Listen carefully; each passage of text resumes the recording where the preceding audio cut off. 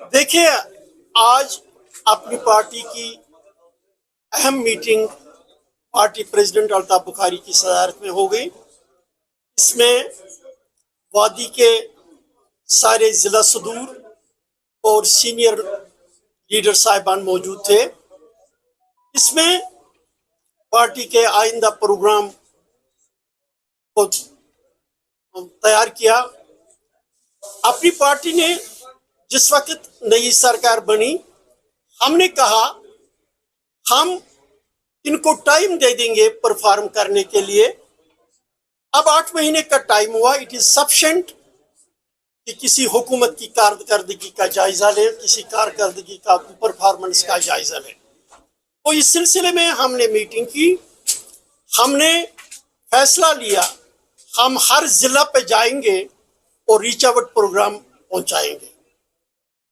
हमारा मानना है कि जब इलेक्शंस हुए, इलेक्शन में नेशनल कॉन्फ्रेंस को लोगों ने हुकूमत करने का मैंडेट दिया, बीजेपी को अपोजिशन का मैंडेट दिया, लेकिन इन 8 महीनों में हमने देखा हुकूमत साजी जिनको मिली वो हुकूमत साजी भूल गए। अपोजिशन का रोल जिनको मिला उन्होंने अपोजिशन का रोल छोड़ा। कहीं याराना लगता है अंदर से, या अपनी इंटरेस्ट्स को दोनों पार्टियां पूरा कर रही हैं, लोगों को भूल गई।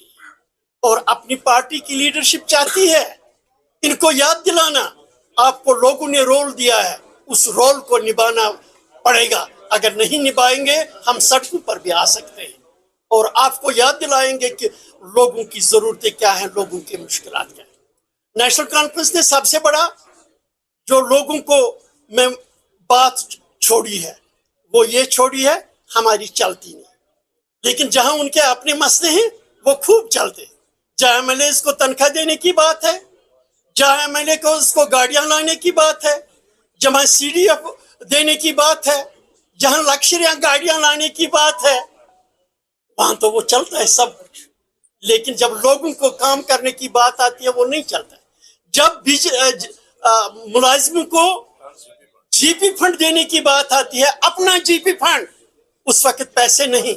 जब इनके अपने खर्चे बढ़ाने हैं उस वक्त पैसे अवेलेबल है। ट्रांसफर्स फैक्ट्री इस सरकार ने खोली है और ट्रांसफर में कोई पॉलिसी नहीं रखी। पॉलिसी क्यों नहीं रखी है?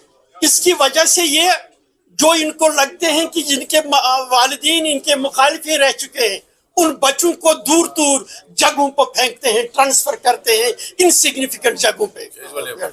कैजुअल लेबर्स को ट्रांसफर करते हैं, क्लास 4th को ट्रांसफर करते हैं विद मॉडिफाइड इंटेंशन। हम एडमिनिस्ट्रेशन को बताना चाहते हैं कि एडमिनिस्ट्रेशन को नॉन पॉलिटिकल रहना होता है। वो सियासी मुदाखलत से उनको दूर रहना होता है। लेकिन वक्त ने साबित कर दिया कि यहाँ की एडमिनिस्ट्रेशन इसमें सियासी मुदाखलत जोरों पे है।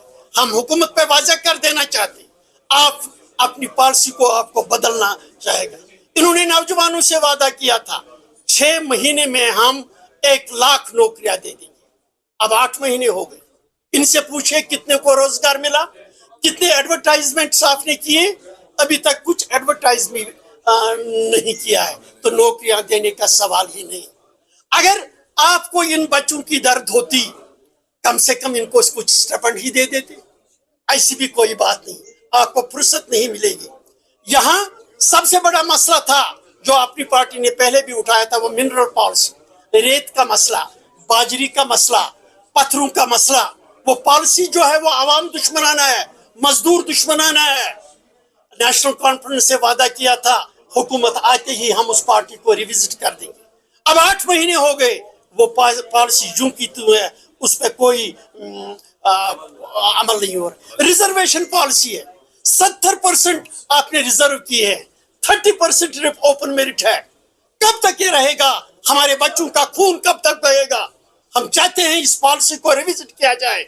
अमीरों के बच्चे वो अगर कैटेगरी से ताल्लुक रखते हैं उनके लिए फायदे हैं, लेकिन अगर यहाँ गरीब का बच्चा है, काबिल है, उसको कोई हक नहीं मिल रहा है। اس کو ریوزٹ کرنے کی ضرورت ہے اور اکنامک کرائٹیریا اس میں رکھنے کی ضرورت ہے تاکہ جو غریب سے غریب ہو اس کا فائدہ ملے. ہم مرکزی سرکار سے مطالبہ کرتے ہیں. انہوں نے کہا تھا جب الیکشنز ہوں گے ہم اسٹیٹ ہوڈ واپس دیں گے. اب 8 مہینے ہو گئے ابھی تک اسٹیٹ ہوڈ واپس نہیں ملا. اسٹیٹ ہوڈ جموں کشمیر کے لوگوں کی عزت کا سوال ہے, وقار کا سوال ہے, اختیار کا سوال ہے. وہ اختیار ملنا چاہیے جموں کشمیر کے لوگوں کو. ساتھ ہی میں امت شاہ جی کو یاد دلانا چاہتا ہوں, جب وہ پچھلی بار یہاں کشمیر میں آئے تھے اس نے کہا تھا ہم کسی سے بات چیت کرنے کے لیے تیار نہیں, اگر ہم بات کریں گے ہم اپنے نوجوانوں سے بات کر لیں گے, ہم یہاں کے لوگوں سے بات کرتے ہیں. میں امت شاہ جی کو یاد دلانا چاہتا ہوں اب یہاں موقع آیا ہے, الیکشنز بھی ہو گئے, یہاں جماعت اسلامی وہ بھی مین سٹریم میں آ گئی, یہاں کی حریت وہ بھی مین سٹریم میں آ گئی. آ جاؤ جموں کشمیر کے لوگوں کے ساتھ بات کرو, یہاں کے نوجوانوں کو جیلوں میں جانے کی بات نہ پڑے, نئے سرے سے شروعات کریں گے, مفاہمت کی بات کریں گے, صلح کی بات کریں گے, امن کی بات کریں گے, ترقی کی بات کریں گے, خوشحالی کی بات کریں گے, اعتماد کی بات کریں گے, اعتماد کی بحالی کی بات کریں گے. آئیے ہم مل جل کر جموں کشمیر کو صحیح دشا دکھائیں گے, یہاں کے لوگوں کو صحیح دشا دکھائیں گے. جو آپس میں اعتماد کی کمی ہے, کانفیڈنس کی کمی ہے, اس کانفیڈنس کو آپ نے آگے بڑھانا ہے, آپ نے آگے چلانا ہے.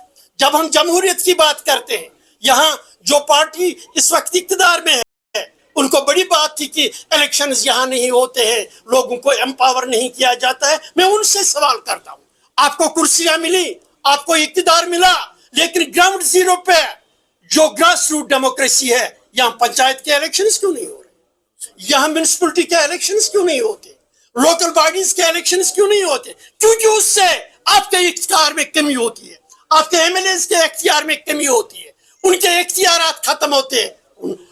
اختیارات کو بحال کیجئے, عوام کو با اختیار بنا دیجئے. کب تک آپ یہ کہیں گے ہمارے اختیار میں نہیں؟ آپ کرتے نہیں ہیں کچھ, آپ سہارا لے رہے ہیں, وکٹم کارڈ کھیل رہے ہیں کہ ہمارے ہاتھ میں نہیں کچھ. آپ کے ہاتھ میں حکومت ہے, آپ کرتے کیوں نہیں؟ آج جو اختیارات کی بات آپ کرتے ہیں یہ الیکشن سے پہلے بھی ہے. عمر صاحب کو تو یہ پتا تھا, اس نے پہلے کہا تھا میں الیکشن نہیں لڑوں گا کیونکہ میں گورنر کے پیچھے نہیں چلوں گا. یہ اس وقت کی بات تھی, اب بھی یہ بات ہے.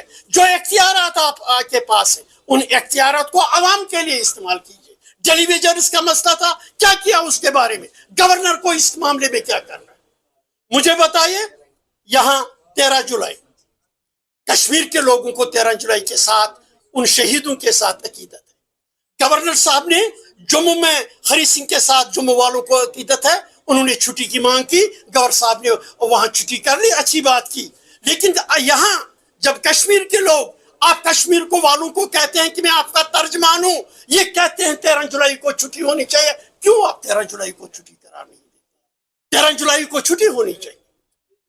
لاسٹ پہ میں یہ کہوں گا, اپنی پارٹی جو ہے یہ لوگوں کے ساتھ جائے گی, لوگوں کے مسائل اٹھائے گی, لوگوں کی آواز بنائیں گے, چاہے مرکز کے ساتھ بات کرنی ہو, چاہے یہاں ریاستی سرکار کے ساتھ. جہاں بھی جو مسئلہ ہوگا وہاں وہ مسئلہ ہم اٹھائیں گے, اس کی بات ہم کریں گے. ساتھ ہی ہم جو یہاں ہمارے وقت میں ریزرویشن ہو گئی یہ نوکریوں کی اور زمینوں کی ڈومیسائل لا کے ذریعے, ہم اس وقت میں اقتدار میں تھے, نہ ہمارے ہاتھ میں کچھ تھا, ہم گئے 15 سال کا ڈومیسائل لا ہے. آج الیکٹڈ گورنمنٹ ہے, وہ کیوں نہیں جاتی ہے 50 سال اس کو کر دیتی ہے؟ کیوں نہیں آگے نکلتی ہے؟ وہ کرے 50 سال کا. اور ساتھ ہی ہم مرکزی حکومت سے اپیل کرتے ہیں یہ جو ڈومیسائل لا ہے اس کو کانسٹیٹیوشنل گارنٹی دے دیجیے, جس طرح اور ریاستوں میں کئی چیزوں کی کانسٹیٹیوشنل گارنٹی ہے, جموں کشمیر کے لوگوں کو اس میں کانسٹیٹیوشنل گارنٹی